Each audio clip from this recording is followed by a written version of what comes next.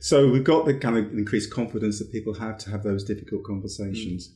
And I think the next thing we did was some one-to-one coaching with staff. So how did you get interested in that? So coaching has been something that as a school we've been keen to explore different ways of doing, particularly peer coaching, for a number of years now. And personally I've been very interested and involved in that side of things. So we had a kind of some history of coaching within the school and between colleagues.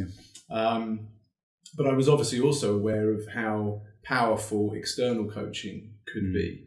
I suppose there are always going to be some limitations between peer coaching or coaching within an institution.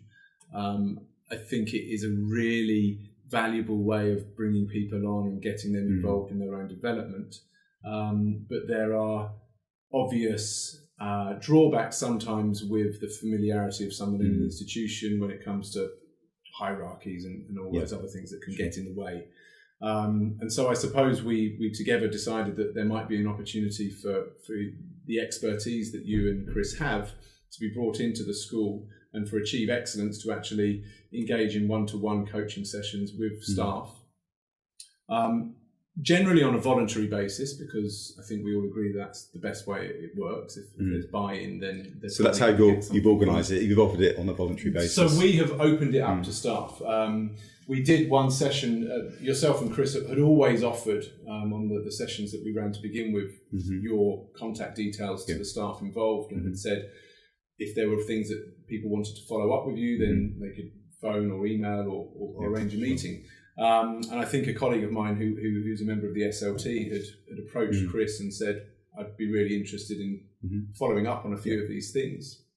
And so he had a one-to-one coaching session and came back, shoulders back, head high. Visibly, you could see that this had a really big impact on him.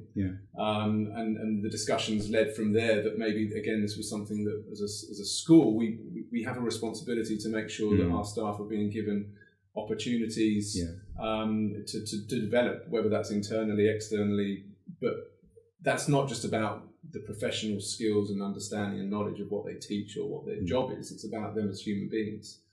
And whilst we hope as a school we're fairly approachable and we have lots of conversations with colleagues about how things are going, sometimes it's nice to have somebody who's properly trained for a start, but also who's not a member of the staff, that they can share their ideas with and hopefully develop and sort out some of the issues that are maybe blocking them in their jobs. So we were very, very keen to look at that one-to-one coaching after we'd seen the success of the initial phase, and I think that's gone from strength to strength. We've now had dozens of staff that have maybe had one session with either yourself and Chris, and that's been incredibly positive, or that have come back and had a number of sessions over the course of the last few years. And I know, again, the feedback we've had from those one-to-one sessions, people feel very empowered. They feel like they have perhaps a better understanding of some of the problems that they've been facing. And without that, then I can only guess at some of the issues and problems that this institution might have faced. So, so people come back feeling empowered. And you talked about your SLT colleague coming back, shoulders back. And have you seen the actual change in how effective they are in the classroom, or what aspects of their jobs they're carrying out? Absolutely, I think people need the opportunity to really work through the issues they have, and sometimes in a busy place like a school, we don't necessarily have as much time and space to give them that. I think the coaching has really given us as a school the opportunity to provide some of that time and space that the individuals need. I think some of the issues that you have helped tackle have been very, very varied.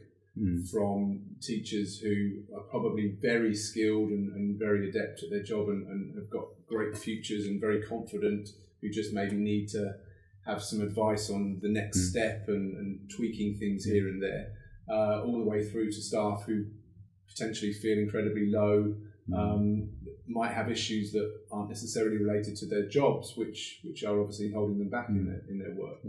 And I know that some of the issues that you've been dealing with have been quite personal, and I think again, the fact that you're separate from the school and there's that kind of confidentiality means that there's been some very powerful things that people are able to talk to someone from outside in the way they couldn't to somebody from in school. And I think that confidentiality is obviously very important to staff, knowing that the conversations they have with yourself or Chris are just between the two of you.